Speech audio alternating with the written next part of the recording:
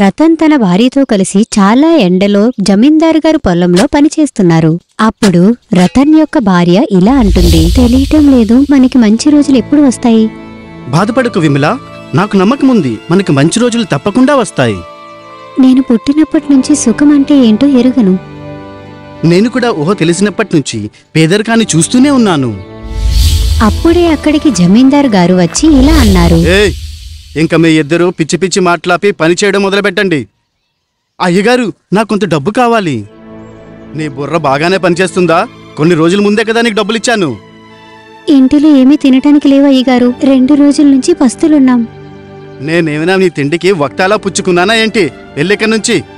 ఇంకా రేపటి నుంచి పనిలోకి మాత్రం రావద్దు నువ్వు. పాపం రతన్ తన భార్యతో కలిసి ఇంటి వైపుకు వెళ్లిపోతున్నాడు. కొంచెం నడిచిన తర్వాత చాలా ఎండ మరియు ఆకలి కారణంగా రతన్ యొక్క భార్య రోడ్డుపై కళ్ళు తిరిగి పడిపోతుంది. విమలా, ఏమైంది నీకు? చాలా ఎండ ఇంకా ఆకలి వలన అనుకుంటా నాకు చాలా కళ్ళు తిరుగుతున్నట్టున్నాయి. విమలా, నీకెదురుగా పాడుబడ్డ భవనం కనబడుతుందా? కేవలం అక్కడి వరకు ఓపికతో నడు. కొంతసేపు అక్కడ నీటిలో విశ్రాంతి తీసుకుని ఆ తర్వాత ఇంటికి వెళ్దాం. ఎండ నుంచి కాపాడుకోవటానికి రతన్ తన భార్యని తీసుకుని ఆ పాత భవనం లోపలికి వెళ్తారు. నువ్విక్కడే కూర్చో, నీకోసం తినడానికి ఏమైనా తీసుకొస్తాను నేను. రతన్ విమలకు తినటానికి తీసుకుని రావటానికి లోపలికి వెళ్తుండగా అప్పుడు తన చూపు కింద ఉన్న ఒక పాత కాగితంపై పడుతుంది. అరే, ఇదైతే చాలా పురాతనమైన కాగితంలా ఉంది. ఇదంతా అనుకుని రతన్ ఆ కాగితాన్ని తీసుకుని చాలా ధ్యానంగా చూస్తుంటాడు. ఈ కాగితం పైన ఏదో రహస్య పటం గీసినట్టుందే. ఇది ఏవైనా నిధికి మార్గం అవ్వచ్చు కదా. రతన్ కాగితాన్ని చేతిలోకి తీసుకుని విమల దగ్గరకు వస్తాడు. విమల, ఈ కాగితాన్ని చూడు, దీనిపైన దేనికో మార్గం గీసి ఉంది. ఇదేదో సాధారణ కాగితం కాదు అనిపిస్తుంది. ఈ పటం ఏ నిధి కోసమో అయ్యుంటుంది. చూడు నువ్వు, ఇందులో అయితే ఒక అడవిలో సరస్సు యొక్క పటం ఉంది. ఎందుకని మనం దీని సహాయంతో నిధి వేటకి వెళ్ళకూడదు?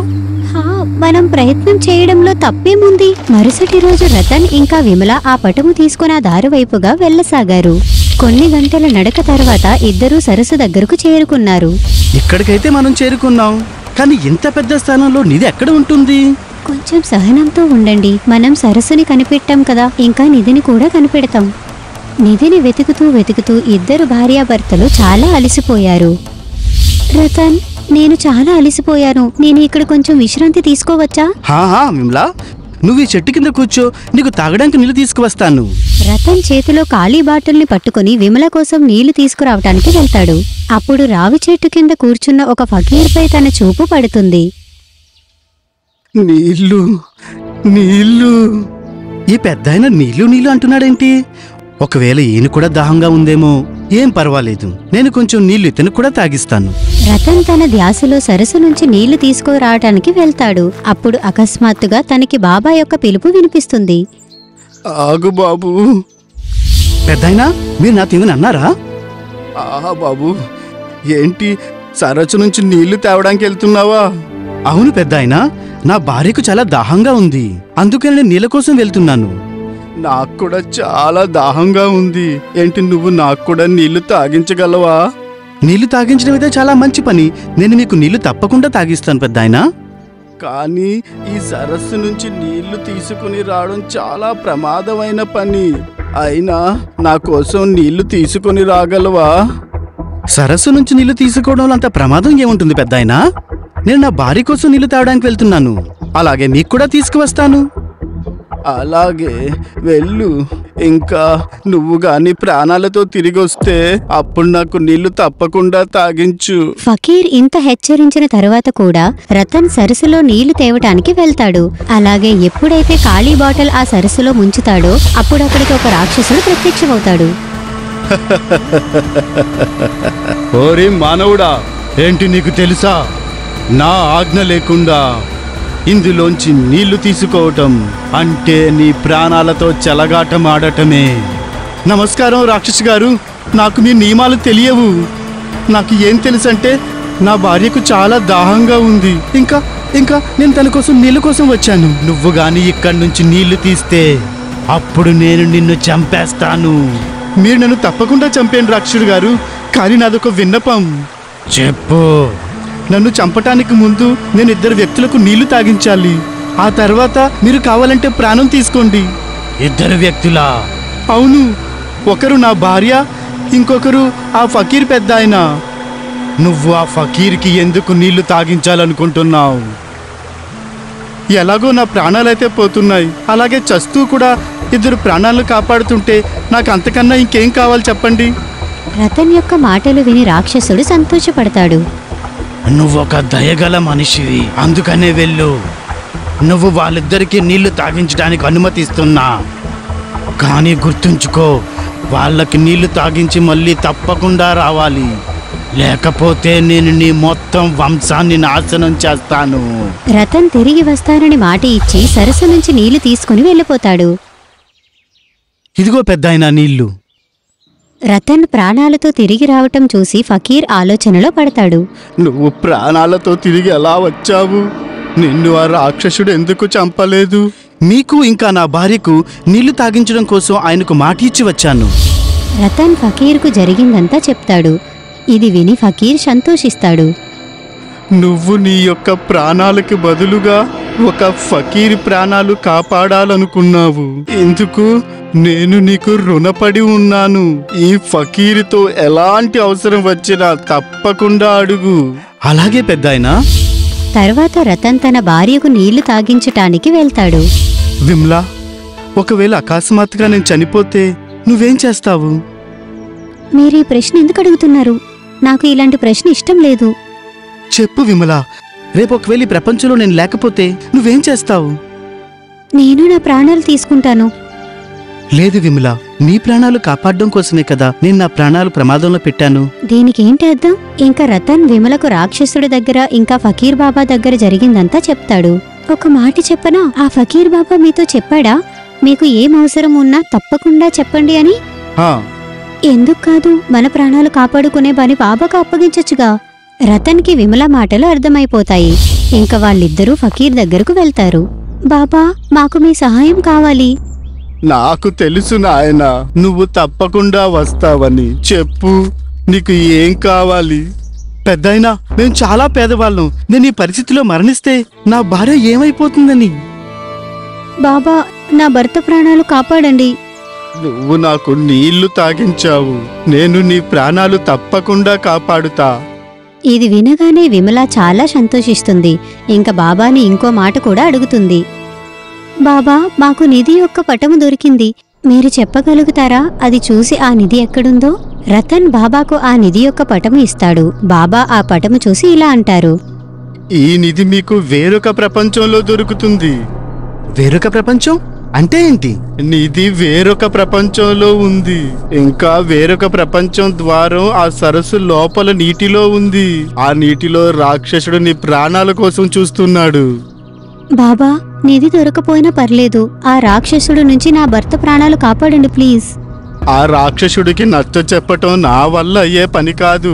కానీ ఒకవేళ నువ్వు గాని అతనికి నచ్చ చెప్పినట్లయితే ఇంకా అనుకో, నిధి నీదవుతుందని. అప్పుడు ఫకీర్ 4 సలహాలు ఇస్తారు. ఒకవేళ మీరు నిధి వరకు చేరుకుంటే నేను చెప్పే 4 సలహాలను గుర్తు పెట్టుకోండి. మొదటి సలహా, నిధి చూసి చూడగానే మీరు దురాశకు లోనవకండి. రెండవ సలహా, నిధి నుంచి 4 సంచుల కంటే ఎక్కువ బంగారం తీసుకోకండి. మూడవ సలహా, అక్కడ నుంచి వచ్చిన తర్వాత ఆ మాయాద్వారం గురించి ఎవ్వరికీ మీరు చెప్పకూడదు. ఇంకా 4వ సలహా, అక్కడ నుంచి వచ్చిన తరువాత మీరు గొప్ప ధనవంతులయ్యిన తరువాత మీలాంటి పేదవాళ్ళకి సహాయం చేస్తూనే ఉండాలి. మీరు ఎలా చెప్పారో బాబా, మేము అలాగే చేస్తాము. అయితే వెళ్ళి ఆ రాక్షసుడిని ఒప్పించండి. ఇద్దరూ భగవంతుణ్ణి స్మరిస్తూ రాక్షసుడి దగ్గరకు వెళ్తారు. నువ్వే మొదటి మనిషివి, నాకు ఇచ్చిన మాట కోసం వెనక్కి మళ్ళీ తిరిగి వచ్చావు. రాక్షసుడు గారు, మీరు నన్ను తప్పకుండా చంపేయండి, కానీ దయించి నా ఈ చివరి కోరిక కూడా తీర్చండి ఒకసారి. చెప్పు, నీ చివరి కోరిక ఏంటి? నేను చాలా పేదవాడిని. నేను కోరుకుంటున్నాను మీరు నా భార్యని ధనవంతురాల్ని చేయాలని. అరే, నువ్వు నీ భార్యని మధ్యలోకి తీసుకువచ్చి నన్ను ఎమోషనల్ చేశావు. మీ మనుషులు చాలా చీటర్స్ ఉంటారు. సరే అయితే నేను నీ చివరి కోరిక తప్పక తీరుస్తాను, ఓకే? తర్వాత రతన్ రాక్షసుడికి ఆ పాత పటాన్ని చూపించి ఆ నిధి యొక్క మార్గాన్ని అడుగుతాడు. ఏంటి మీరు ఈ నిధికి మార్గాన్ని మీరు నాకు చెప్పగలరా? నువ్వు కాపలాదారుణ్ణే దొంగతనం చేయమంటావా? ఒరే పిచ్చోడా, ఆ నిధికి నేనే రక్షకుడిని. చూడు, కాదు అని చెప్పకు, మీరు నాకు మాట ఇచ్చారు. రతన్ యొక్క మాటలకి ప్రసన్నుడు అయి రాక్షసుడు రక్షకుడు అయినా సరే కూడా ఆ నిధికి మార్గాన్ని చెప్పటానికి తయారవుతాడు.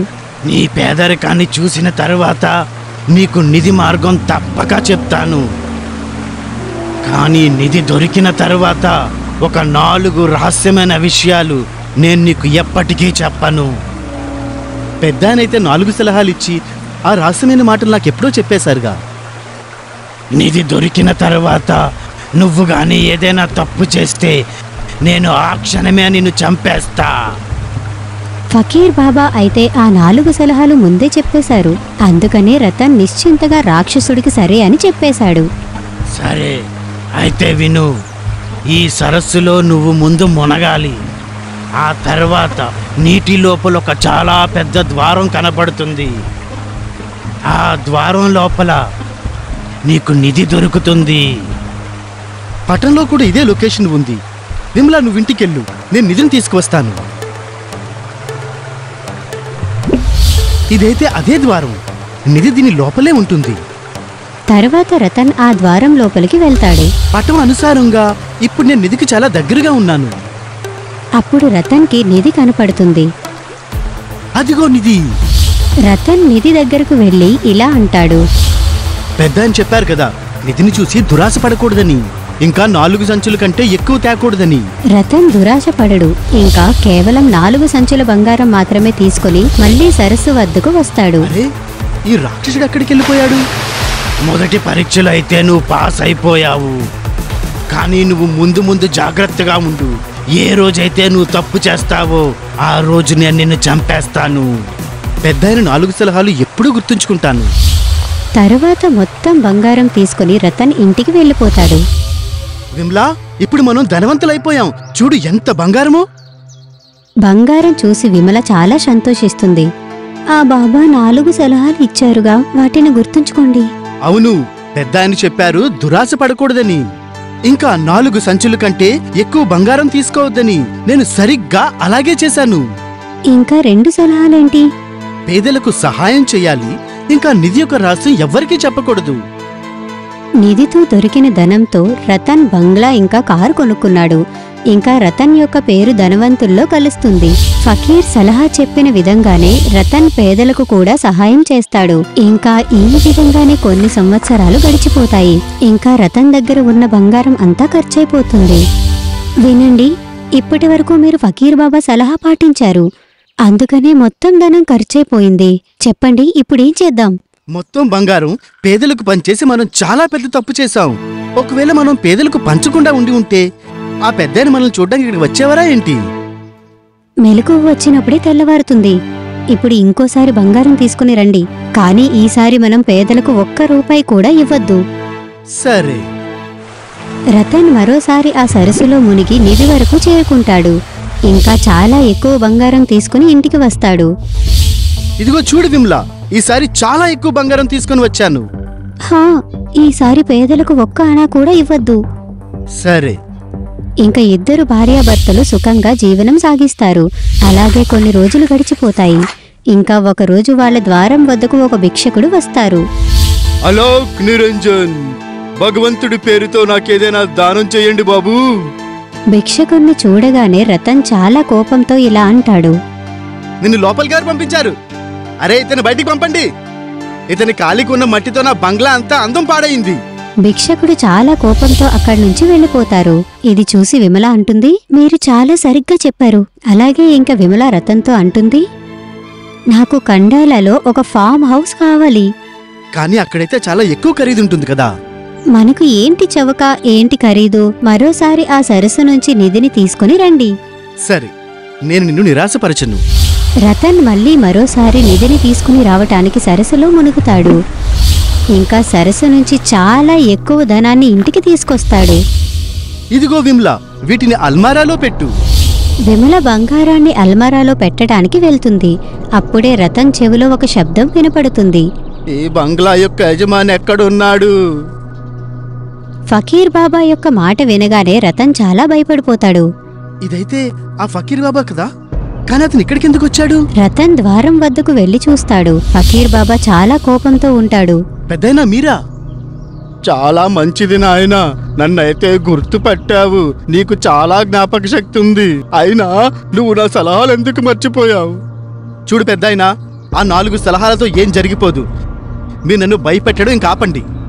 రతన్ మాటలు విని ఫకీర్ బాబా కోపంతో ఇలా అంటారు. ఒరే మూర్ఖుడా, నేను నీకు 4 సలహాలు ఇచ్చాను, వాటిని నువ్వు మర్చిపోయావు. మర్చిపోయానైతే? నేను నీకు చెప్పాను ఎక్కువ దురాశ పడొద్దని. నేను దురాశ పడున్నే, ప్రతిసారి అక్కడికి వెళ్తాను. మీరు చెప్పిన మాటలు వినకపోతే ఏమవుతుంది అసలు నాకు? నేను నీతో చెప్పాను 4 సంచుల కంటే ఎక్కువ బంగారం తేవద్దని. నేను 4 సంచుల కంటే ఎక్కువ బంగారం తీసుకొచ్చాను. చెప్పు, అందువల్ల నాకేమైంది అసలు? నేను నీతో చెప్పాను ఆ నిధి రహస్యం ఎవ్వరికీ చెప్పొద్దని. నేనేం పిచ్చోని కాదు ఆ నిధి యొక్క రహస్యం వేరే ఎవరికైనా చెప్పడానికి. ఇంకా నేను నీకు ఇది కూడా చెప్పాను, ఆ నిధి యొక్క బంగారంతో పేదలకు సహాయం చెయ్యాలని. చూడు పెద్దాయన, ఇప్పుడు నేను ధనవంతున్నయ్యాను. ఇప్పుడు నాకు పేదలకు సహాయం చేయాలని ఆశ అస్సలు లేదు. నేను ఈరోజు చెప్తున్నాను, ఈ రోజు నుంచి ఇంక ఎప్పుడు ఇక్కడికి మీరు రావద్దు. బంగారు నిధి దొరికిన కారణం చేత నీకు చాలా గర్వం పెరిగింది, కానీ గుర్తుంచుకో, ఇదే బంగారం నీ నాశనానికి కారణమవుతుంది. ఇదే నా శాపం నీకు. ఫకీర్ బాబా చాలా కోపంతో అక్కడి నుంచి వెళ్ళిపోతారు. మర్నాడు రతన్ వెళ్తూ ఉన్నప్పుడు మార్గం మధ్యలో ఒక చెట్టు కింద విశ్రాంతి తీసుకోవటానికి ఆగుతాడు. కాసేపు ఇక్కడే విశ్రాంతి తీసుకుంటాను. ఎప్పుడైతే రతన్ ఆ చెట్టును ముట్టుకుంటాడో అలాగే ఆ చెట్టు బంగారంగా మారిపోతుంది. చెట్టు బంగారంగా మారటాన్ని చూసి రతన్ చాలా సంతోషంతో ఉక్కిరిబిక్కిరవుతాడు. అరే వా, నేను ముట్టుకోవడంతో చెట్టు బంగారంగా మారిపోయింది.